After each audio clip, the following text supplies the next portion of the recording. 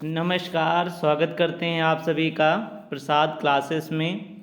First question है, वर्तमान मुद्रा का जो आविष्कार हुआ है वो क्यों हुआ, मतलब रीज़न जो है वो पूछा जा रहा है। वस्तु विनिमय की कठिनाइयाँ दूर करने के लिए, बिल्कुल सही है। आर्थिक विकास से इससे होता है, ना कि इसका आविष्कार कारण, ये कारण नहीं है, ठीक है। और ये क्या है, ये कारण है। अंतर्राष्ट्रीय वृद्धि के लिए यह उपयुक्त में से, तो ये भी कारण नहीं है, ये भी कारण नहीं है। तो कारण केवल एक नंबर ही है कि वस्तु विनिमय की कठिनाइयों को दूर करने के लिए वर्तमान मुद्रा का आविष्कार हुआ है। ऑप्शन ए जो है वो सही हो जाएगा। जिस मुद्रा का धात्विक मूल्य घोषित मूल्य से कम होता है, मतलब जिसका धात्विक मूल्य जो है उसका वास्तविक मूल्य जो घोषित मूल्य किया गया है उससे कम होगा, तो उसे प्रधान मुद्रा कहेंगे, या सांकेतिक, या वस्तु मुद्रा, या इनमें से कोई नहीं। जब हम किसी की एक मुद्रा, जैसे हमने कहा ये 10 रुपये की नोट है उस पर, और वो पेज की कीमत भले ही 1 रुपया हो, पर हमने क्या किया, संकेत के रूप में किया। प्रधान तो होगी नहीं, वस्तु भी नहीं होगी, तो हमने किस रूप में दिया, केवल सांकेतिक मुद्रा के रूप में। तो इसलिए जिस मुद्रा का धात्विक मूल्य घोषित मूल्य से कम होता है उसे हम सांकेतिक मुद्रा के नाम से जानते हैं। नेक्स्ट क्वेश्चन, थर्ड नंबर, कौन सी विधि परिमाणात्मक नियंत्रण के परिक्षेत्र में नहीं आती है? नहीं आती है, तो इसके ऑप्शन है, कौन सी नहीं आएगी? थर्ड नंबर, तो बैंक रेट नहीं आएगा, या तरल अनुपात नहीं आएगा, साख संभाजन नहीं आएगा, या परिवर्तनशील न्यूनतम कोषानुपात। तो जो बैंक रेट है इसका कुछ ना कुछ रिजल्ट निकलता है, तो ये पहला वाला होता है। दूसरा वाला तरल अनुपात, ये तरल अनुपात से भी होता है, पर साख संभाजन से नहीं होता है। और परिवर्तनशील कुछ अनुपात भी है, तो साख संभाजन कौन सा है? ये एक गुणात्मक परिवर्तन है। कैसा है? गुणात्मक परिवर्तन। तो ये भी पूछा जाता है, कितने प्रकार के परिवर्तन होते हैं? तो 2 प्रकार के, एक परिमाणात्मक परिवर्तन और दूसरा जो होता है वो हमारा कौन सा होता है? वो गुणात्मक परिवर्तन होता है। तो इसका ऑप्शन नंबर जो है सी नंबर सही हो जाएगा। सी नंबर, साख संभाजन। नेक्स्ट क्वेश्चन है, मुद्रा का परंपरागत दृष्टिकोण से परिभाषित किया गया है। नोट एवं बैंक की जमाएं, नोट एवं बैंक की कुल जमाएं, या उपयुक्त में से कोई नहीं। तो जो मुद्रा होती है वो होती है जो हमारी नोट वर्तमान में चल रही होती है, और जो बैंकों की मांग जमाएं होती हैं, कुल नहीं, मांग जमाएं होती हैं। इसलिए 4 का जो बी ऑप्शन है वो सही हो जाएगा। नेक्स्ट है, एक outliner of money and outliner of money के लेखक कौन है? ये पूछा गया है। क्राउथर, की केंस, की रॉबर्टसन, या विक्सेल। तो an outer of line money के राइटर जो हैं वो क्राउथर हैं। इसका ऑप्शन नंबर ए जो है वो सही हो जाएगा। बैंक दर की सफलता के लिए आवश्यक है, देश की आर्थिक व्यवस्था लोचपूर्ण हो, देश की आर्थिक व्यवस्था पूर्णतः बेलोच हो, आर्थिक व्यवस्था बेलोच हो, या उपयुक्त सभी असत्य हैं। तो जहाँ की आर्थिक व्यवस्था लोचपूर्ण होगी वहाँ की बैंक रेट ज़्यादा सफल होगी, क्योंकि वो हिसाब से अपने हिसाब से कर सकता है। तो इसलिए इसका ऑप्शन नंबर 6 का ऑप्शन नंबर ए जो है वो सही हो जाएगा। जिस मुद्रा में देश के समस्त लेन देन होते हैं वो कौन सी मुद्रा होती है? प्रधान मुद्रा, या सांकेतिक मुद्रा, या पत्र मुद्रा। तो पत्र मुद्रा को जरूरी नहीं, इसके पहले लोग धातु में चलती थी, तो ये तो हो ही नहीं सकता है, ठीक है। सांकेतिक मुद्रा या प्रधान मुद्रा, तो जिस देश के अंतर्गत चलेगी तो उस देश की प्रधान ही मुद्रा होती है, ना कि सांकेतिक मुद्रा। तो इसलिए इसका ऑप्शन नंबर ए जो है वो सही है। फिर है CUPDISHM सूत्र का प्रयोग किया जाता है। कैसे किया जाता है? मुद्रा का प्रयोग को व्यक्त करने के लिए, अच्छे मुद्रा पदार्थ में निहित गुणों को व्यक्त करने के लिए, मुद्रा के निर्गमन की विधियों को व्यक्त करने के लिए, या वस्तु विनिमय की कठिनाइयों को व्यक्त करने के लिए। तो इसका ऑप्शन नंबर जो है वो कौन सा हो जाएगा? तो CUPDISM जो है वो जो एक्सचेंज से रिलेटेड जो डिफ़िकल्टीज़ हैं उन चीज़ों को लेता है, मतलब बार्टर सिस्टम को समाप्त करता है। इसलिए इसका ऑप्शन नंबर जो है वो D8 का हो जाएगा, ठीक। और नेक्स्ट है,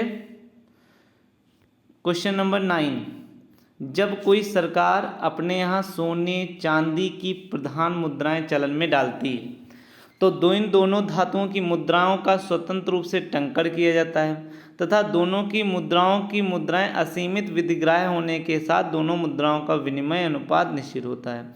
इस प्रकार की किस प्रकार का मान होगा, एक धातुमान या द्विधातुमान या मिश्रित मान या इनमें से। तो यहाँ पर सोने के और चांदी की चलाई जा रही है तो एक धातुमान तो होगा ही नहीं, तो कौन सी कैसी हो जाएगी, द्विधातुमान हो जाएगी। तो इसलिए 9 का ऑप्शन नंबर बी जो है वो सही हो जाएगा।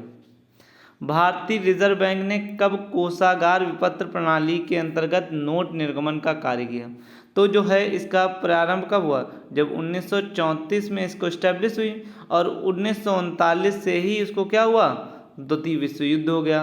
तो प्रथम विश्व युद्ध के समय तो हुआ नहीं था, 47 के समय चल रहा था, तो इसका ऑप्शन हो जाएगा द्वितीय विश्व युद्ध का जो समय था, प्रारंभिक काल था, उस समय भारत में कोषागार विपत्र प्रणाली के अंतर्गत नोट निर्गमन का कार्य किया गया। इस समय कौन सी चलती रही है, तो न्यूनतम कोष प्रणाली, न्यूनतम कोष प्रणाली। द्वितीय विश्व युद्ध के उपरांत स्वर्णमान जिस रूप में आता है उसे हम स्वर्णमान कहते हैं या स्वर्ण चलायमान कहते हैं या स्वर्ण धातुमान कहते हैं या स्वर्ण विनिमय कहते हैं। तो द्वितीय जो हमारा विश्व युद्ध हुआ उसके उपरांत जो है वो हमारी जो है वो स्वर्ण समता मान कहते हैं। इसको ऑप्शन नंबर सी जो है वो सही कहेंगे। क्वेश्चन नंबर 12, स्वर्णमान केवल अच्छे दिनों का मित्र है, यह कथन किसका है। स्वर्णमान जो है वो किसका है, केवल अच्छे दिनों का मित्र। HDH कोल या बोल्डिंग या फ्रीडमैन या हिक्स। तो ये GDH कोल ने कहा था कि स्वर्णमाल केवल अच्छे दिनों का एक मित्र है, तो इसलिए इसका ऑप्शन नंबर ए जो है वो सही हो जाएगा। अब ये किसने कथन कहा है कि स्वर्णमान एक ईर्ष्यालु देवता है, यदि इसकी अनन्य भक्ति की जाए तो यह अत्यधिक अच्छी तरह कार्य करता है। ये शब्द किस अर्थशास्त्री के हैं, जेम्स, क्राउथर, रॉबर्टसन या मार्शल के। तो जो क्राउथर ने यही कहा था कि स्वर्णमान एक ईर्ष्यालु देवता है, यदि इसकी अनन्य भक्ति की जाए तो अत्यधिक अच्छी तरह कार्य करता है। तो इसका ऑप्शन नंबर बी जो है वो सही हो जाएगा। मौद्रिक नीति नियंत्रित करती है, किसको नियंत्रित करती है, केवल मांग प्रेरित मुद्रा प्रसार को, केवल लागत प्रेरित मुद्रा प्रसार को, या दोनों, या इनमें से किसी को नहीं। तो मौद्रिक नीति है तो उससे हमें कॉस्ट से मतलब है नहीं कि आपकी कॉस्ट कितनी आएगी, तो दोनों तो हो भी नहीं सकता है। इसलिए मौद्रिक नीति नियंत्रण करती है किसको, केवल मांग प्रेरित मुद्रा को, मतलब किस मुद्रा को, ऑप्शन नंबर ए जो है वो सही हो जाएगा। स्वर्णमान अच्छे दिनों का मित्र है, अच्छे दिनों का मित्र है, अभी क्वेश्चन आया था। अब अच्छे किसने कहा होगा, फ्रीडमैन ने या क्रबबेल्डिंग ने या HD कोल या क्राउथर ने। तो अभी क्राउथर ने इसे ईर्ष्यालु अच्छे दिनों का मित्र कहा है, तो 15 का डी जो है वो सही हो जाए कि क्राउथर ने कहा है कि स्वर्णमान अच्छे दिनों का एक मित्र है। नेक्स्ट है निश्चित विश्वासृत प्रणाली, फिक्स्ड फैकल्टी बैंक चार्टर विधान के अनुसार इंग्लैंड में कब अपनाई गई, तो 1842 में या 43 या 1744 या 1844 में। तो इसको कब किया गया, तो सन 1844 ईस्वी में निश्चित विश्वासृत प्रणाली के अंतर्गत बैंक चार्टर विधान इंग्लैंड में सर्वप्रथम अपनाया गया। तो इसका 16 का ऑप्शन नंबर सी जो है वो सही हो जाएगा। मुद्रा वह धुरी है जिसके चारों ओर आर्थिक विज्ञान का चक्कर लगाता है, किसने कहा है, पेगू, मार्शल, रॉबर्टसन या होम ने। तो मार्शल ने कहा था मुद्रा वह धुरी है जिसके चारों ओर आर्थिक विज्ञान का चक्कर लगाता है। मतलब मार्शल ने क्या कहा, ये बहुत इंपॉर्टेंट है कि मुद्रा वह धुरी है जिसके चारों ओर आर्थिक विज्ञान चक्कर लगाता है। नेक्स्ट है निम्नलिखित में से कौन सी मुद्रा सांकेतिक मुद्रा है, सोने के सिक्के, कागज के सिक्के, चांदी के सिक्के या उपयुक्त में से सभी। तो ये तो हो ही नहीं सकते हैं दो, तो संकेत के रूप में केवल कागज के नोट ही जारी किए जाते हैं, इसलिए इसका ऑप्शन नंबर सी जो है वो सही हो जाएगा। खुले बाजार की क्रियाएं साख नियंत्रण में अप्रभावी होंगी यदि बैंक अपने कोषों के आधार पर साख का विस्तार एवं संकुचन करते हैं। यदि व्यापारिक बैंक अपने नकद कोषों को परिवर्तन के साथ साख का विस्तार और संकुचन नहीं करते हैं तो और या उपयुक्त दोनों या असत्य हैं तो साख नियंत्रण तब ही अप्रभावी होगा जब वो संकुचन नहीं करते हैं। तो इसलिए व्यापारिक बैंक अपने नकद कोषों के परिवर्तन के साथ साख का विस्तार तथा संकुचन यदि नहीं करते हैं तभी होगा। ऑप्शन नंबर बी जो है वो सही हो जाएगा। बैंक दर में परिवर्तन का प्रभाव ब्याज का की दीर्घकालीन दरों स्थिर पूंजी के माध्यम से पड़ता है। यह कथन प्रस्तुत किया है किसने? हार्टे ने, कीन्स ने, डिकॉक ने या रेडक्लिफ ने। तो बैंक दर में परिवर्तन का प्रभाव ब्याज की दीर्घकालीन दर स्थिर पूंजी के माध्यम से पड़ता है। तो ये किसने कहा है? तो ये कीन्स ने कहा है। तो इसका ऑप्शन नंबर सी जो है वो सही हो जाएगा। प्रोफेसर किनले जो थे ने मुद्रा के समस्त कार्यों को प्राथमिक, गौण एवं आकस्मिक कार्यों में बांटा। उन्होंने निम्न में से कौन सा कार्य प्राथमिक कार्य बताए? विनिमय का माध्यम, मूल्य का माप एवं साख का आधार, स्थगित मान एवं मूल्य का आधार या मूल्य हस्तांतरण का माध्यम। तो किनले ने मुद्रा के समस्त कार्यों में जो प्राथमिक, गौण और आकस्मिक कार्यों में बांटा वो किसका बांटा? विनिमय का माध्यम एवं मूल्य के माप को ही बांटा है। इसलिए इसका ऑप्शन नंबर जो है वो ए सही हो जाएगा। जब कोई वस्तु जो राज्य द्वारा घोषित कर दी जाती है मुद्रा कही जाती है। यह कथन किस अर्थशास्त्री का है? हॉर्टे का, कि नैप का, कि टैकॉक का या नैगोरो का? तो जो नैप थे उन्होंने कहा था जो भी राज्य जिस चीज़ को मुद्रा घोषित कर दे, जो भी वस्तु को, वही मुद्रा हो जाएगी। इसलिए नैप ने कहा था, तो नैप है ऑप्शन नंबर बी, तो बी ही सही हो जाएगा। क्वेश्चन नंबर 23, निम्नलिखित में से कौन गौण कार्य है? साख एवं आय के वितरण का आधार, साख की तरलता प्रदान करना एवं निर्णय का वाहक, स्थगित भुगतान का मान एवं मूल्य का हस्तांतरण, राष्ट्रीय आय का आकलन एवं अर्थव्यवस्था करना। तो कौन सा गौण कार्य है? तो साख के वितरण जो है इसमें से आएगा, कौन सा आएगा? तो स्थगित भुगतान का मान एवं मूल्य का हस्तांतरण करना, ये व्यापारिक बैंक का गौण कार्य है।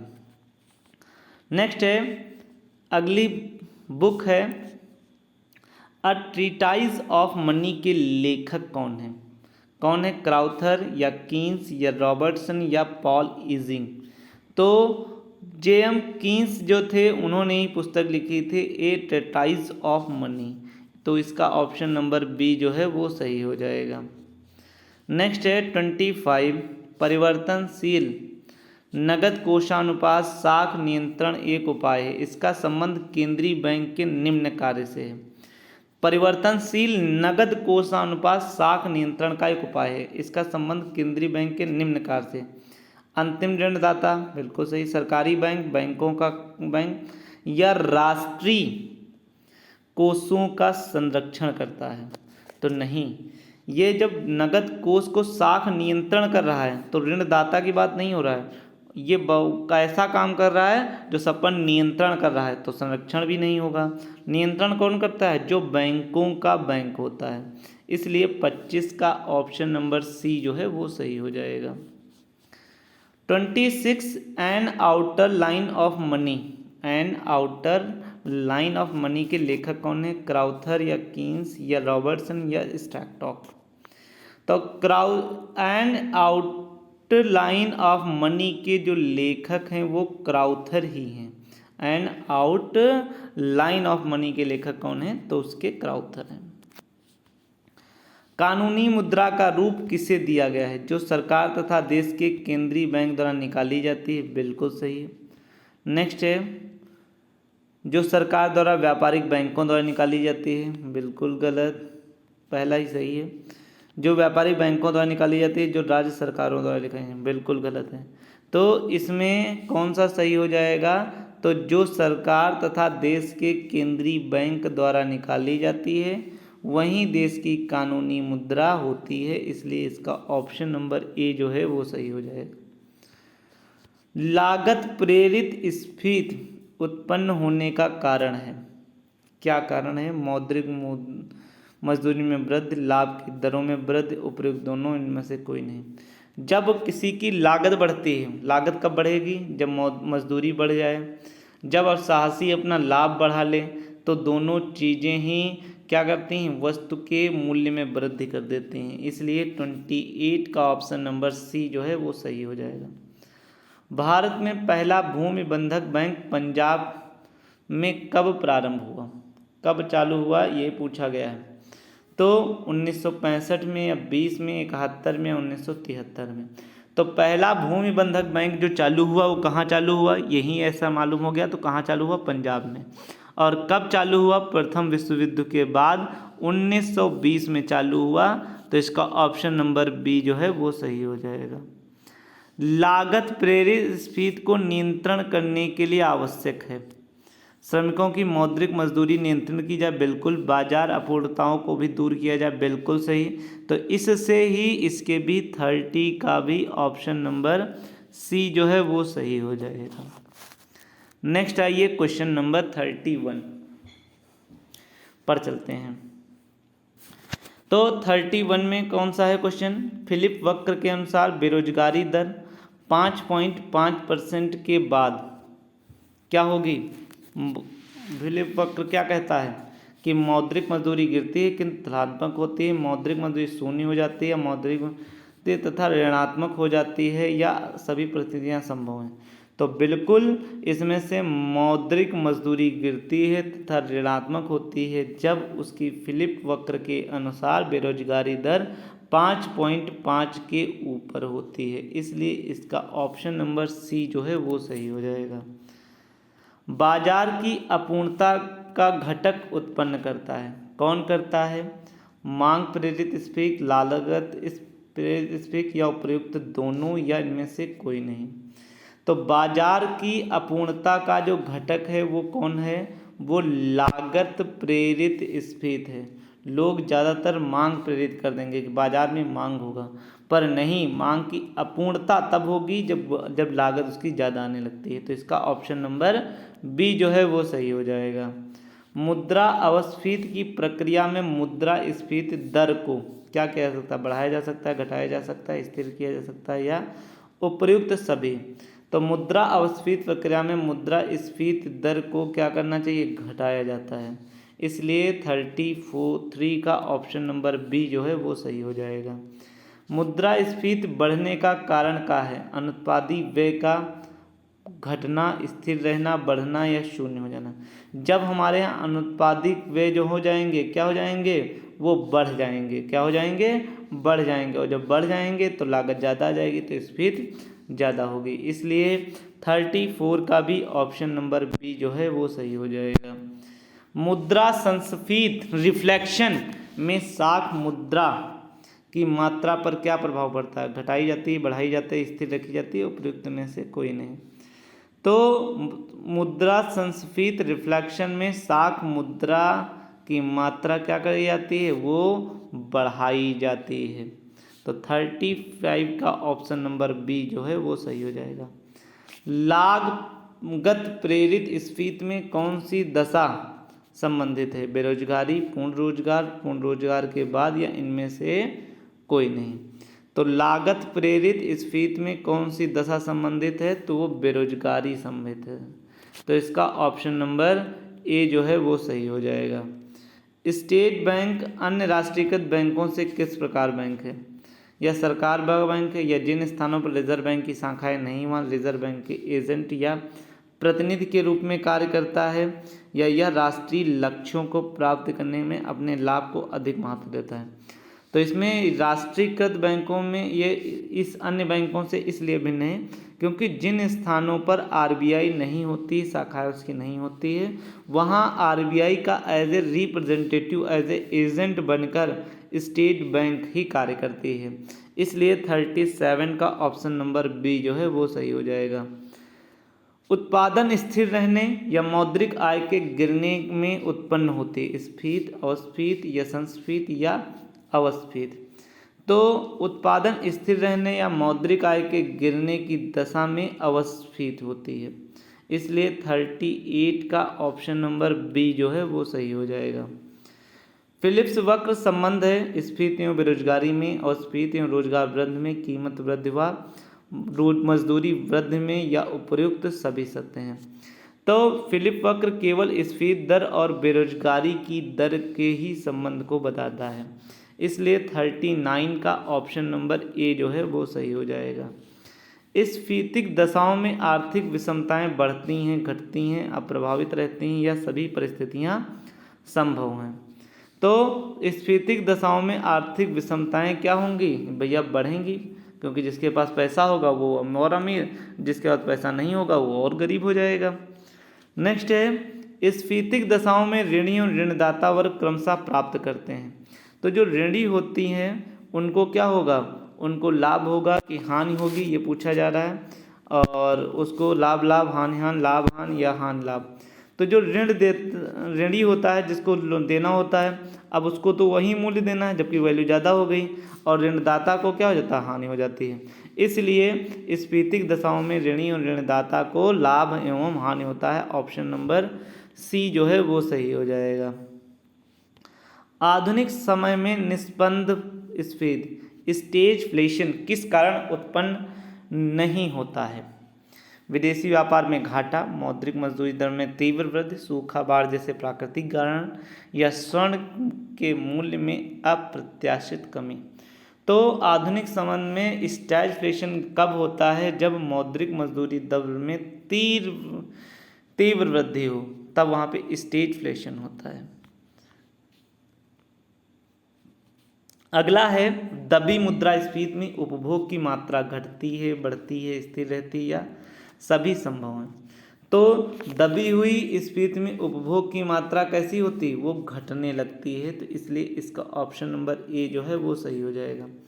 व्यापारिक बैंकों द्वारा उदार ऋण की नीति का परिमाण क्या है? स्फीत, अवस्फीत, मुद्रा अवस्फीत या उपर्युक्त सभी हो जाएंगे। तो उदार ऋण होगा तो इन्फ्लेशन आएगा, तो इसलिए मुद्रा स्फीत होगा, इसलिए यहाँ पर ऑप्शन नंबर ए जो है वो सही हो जाएगा। नाबार्ड की स्थापना कब हुई थी? 1981, 82 या 82 तो नाबार्ड की स्थापना जुलाई 12 सन 1982 ईस्वी की हुई थी, इसलिए 45 का ऑप्शन नंबर बी जो है वो सही हो जाएगा। 19वीं शताब्दी में इंग्लैंड को छोड़कर संसार के सभी देशों में धातुमान प्रचलित था। वह कौन सा था मान था? एक धातुमान, मिश्रित धातुमान, द्विधातुमान या उपर्युक्त में से कोई नहीं। तो इंग्लैंड को छोड़कर ज़्यादातर जगह सोने और चांदी के चलते थे, 2 सिक्के चलते थे, इसलिए कैसा था? वहाँ पर सदैव द्विधातुमान था। ऑप्शन नंबर सी जो है वो सही हो जाएगा। मांग प्रेरित स्फीति मुख्यतः किस कारण से उत्पन्न होती है? मुद्रापूर्ति में वृद्धि या व्यवसायिक व्यय में वृद्धि या वस्तु की विदेशी मांग में वृद्धि या उपर्युक्त सभी। तो मांग प्रेरित स्फीति मुख्यतः किस में वृद्धि होती है? मुद्रापूर्ति में भी वृद्धि करता है, व्यवसायिक व्यय में भी वृद्धि करता है, वस्तु की विदेशी मांग में भी वृद्धि होता है, उपर्युक्त सभी हो जाएंगे। ऑप्शन नंबर डी जो है वो सही हो जाएगा। 48 का खुली मुद्रा स्फीति एवं दमित मुद्रा स्फीति का विचार किस अर्थशास्त्री का है? फिशर का, ग्रेगरी का, कीन्स का या मिल्टन फ्रीडमैन का? तो मिल्टन फ्रीडमैन, फ्री जो को होगा वही दिख देगा कि खुली मुद्रा स्फीति, दमित मुद्रा स्फीति। ठीक है, तो इसका ऑप्शन नंबर डी जो है वो सही हो जाएगा। नेक्स्ट है क्वेश्चन नंबर 49। सामान्य अर्थों में जो स्फीति है वो किस में होगी? वस्तु कीमत बढ़ती है, गिरता है, वस्तु की कीमत तथा मूल्य दोनों बढ़ते हैं, या वस्तु कीमत बढ़ती है, मुद्रा का मूल्य गिरता है।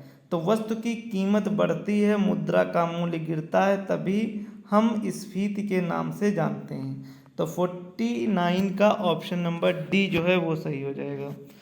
केन्स का शेष समीकरण कौन सा है? ये पूछा जा रहा है। तो केन्स का समीकरण n बराबर P के प्लस आर के की पावर 1, इसलिए इसका ऑप्शन नंबर ए जो है वो सही हो जाएगा। तो ये हमारे 50 क्वेश्चन थे, बाकी हमारे नेक्स्ट वीडियो में मिलेंगे। Okay, thank you for connecting. अधिक से अधिक लाइक शेयर एंड सब्सक्राइब करिए। Thank you.